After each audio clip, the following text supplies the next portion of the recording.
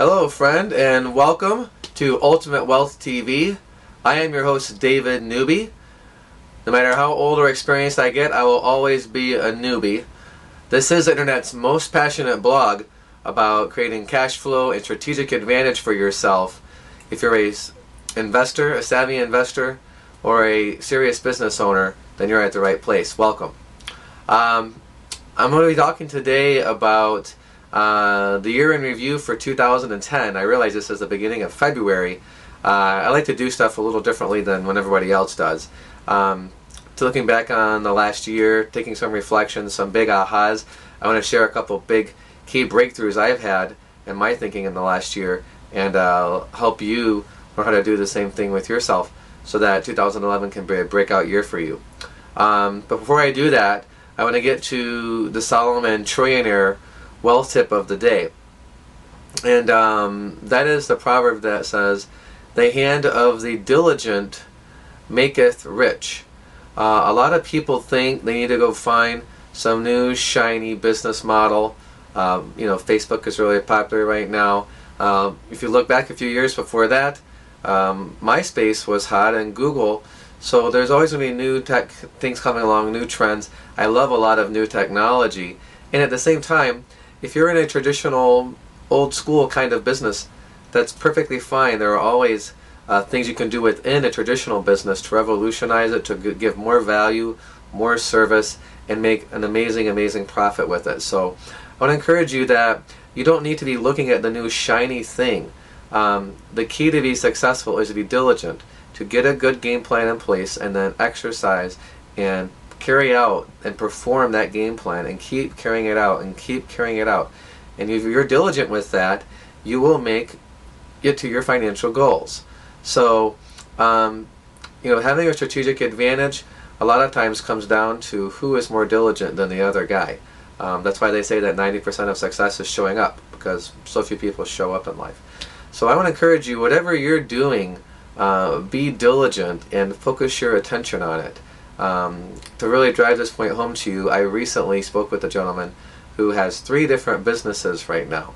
And my personal experience is, whenever you meet someone doing 3 different businesses, they're probably going to do each one mediocre or a little bit above average. But a little bit above average is not going to get you to making extreme impact and extreme financial results for yourself. I encourage you, if you're in that situation, get some wise counsel from people that know you well, and pick one of those businesses and focus your attention on that business. If you have a full-time job and you're building a business part-time, then choose one business and build that business with all of your extra part-time effort. Okay? Even if you don't do super well with that business, I had to go through 8 different businesses before I started to develop success. Just develop the habit of being diligent and working at something. Just getting that self-control and that power of focus will serve you very well going forward. So that's the Solomon Trillionaire tip of the day. Be diligent and do not tarry in doing well, whatever you're doing. So looking at 2010 lessons, a couple highlights of the year. I was able to put together a partnership with a group of people.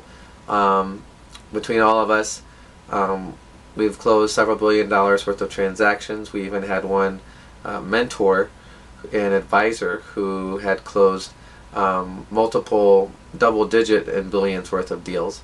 And we put a deal together. It was a gold deal. You may have heard me talk about it on other websites of mine or in other blog posts.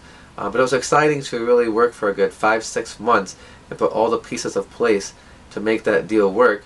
And through all that diligence that we as a team put forth, we were able to get a $800 million contract signed. And now we're in the process of carrying out that contract. So, we lost some partners along the way, and we're always bringing on different partners. We had to speak to literally hundreds of different buyers and sellers to arrange all of this. But I really learned an important lesson, which is be diligent and stay focused, and don't give up when you have a setback. I've never worked so long on any one thing without a lot of immediate, payback. But I was encouraged by a few things. One is that I read a book by a gentleman named Reginald Lewis. I actually met his wife at the very beginning of 2010. And He was the first African American to almost become a billionaire in the 80s. He wrote a book called Why Should White Guys Have All the Fun? Good question. And he is deceased, but he was a black gentleman in the 80s who was able to buy a couple companies through leveraged buyouts. That was really popular in the 80s. And he really quickly amassed first like a $80-something million net worth, and then a $700-800 million net worth. But the process that he had to go through buying his first company and turning it around for $80 million profit within a couple years, it took him 3 years of trial and error and improving his technique before he was able to buy his first company. And I was really encouraged by two things from his book, and you should apply this to your financial situation today, no matter whether you're a billionaire right now or whether you only have a few $100,000 net worth to your name.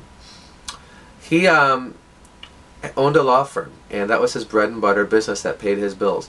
In the meantime, while his law firm was running, he was attempting to buy these, $30 million, $50 million, $60 million companies. And it took him 3 years to become successful. So one of the things he realized during the process of working on these big deals was that it's important not to neglect your bread and butter. If you have a 9-to-5 or a business that pays you $50,000, $100,000 a month, whatever it pays you, $10,000 a month, don't neglect your primary business while you work on a big deal. An associate of mine actually, makes a really good income buying huge groups of commercial properties, commercial real estate. Sometimes he buys a $10 million or $50 million or $100 million group of properties all at once. And then a lot of times he'll just wholesale them to another buyer and make a nice profit. So that was his bread and butter business. He started working on some other things, and those things I'm sure are going to pay off as he's diligent with those things.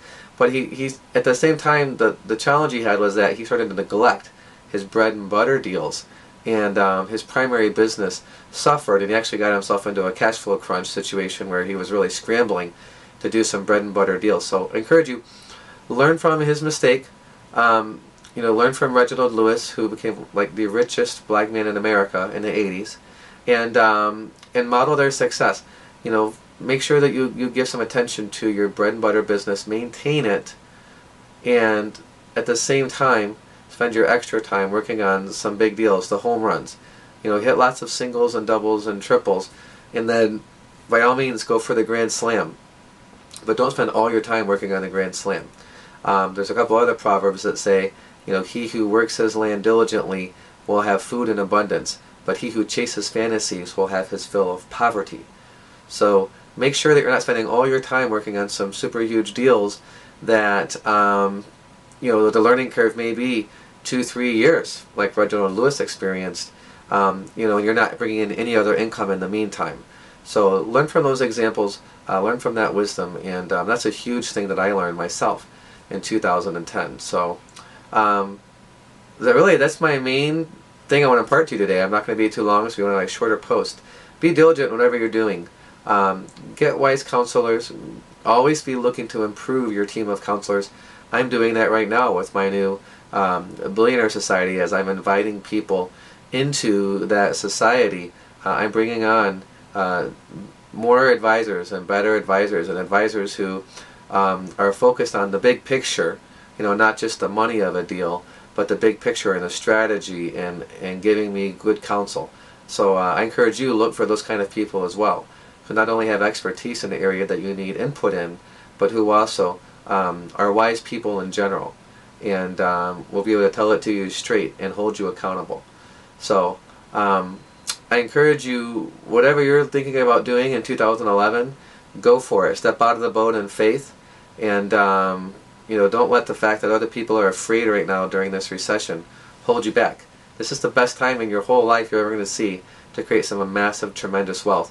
I would encourage you to go for it. However we may be of service to you in reaching those goals, let me know. We're helping a couple of clients right now raise a couple $100,000 for a deal, and we have some pretty powerful resources available to help with that. So if you haven't already, I very rarely give out a website link in this blog, but it is the beginning of 2011. I'm going to give you one single page that you should check out, and from there you can let us know how we may be of service to you.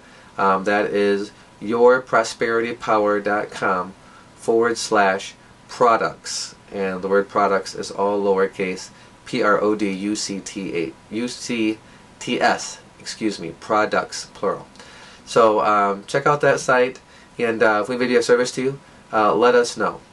God bless you. I encourage you to leverage all that you've got to get all that you want, and I will talk to you very soon.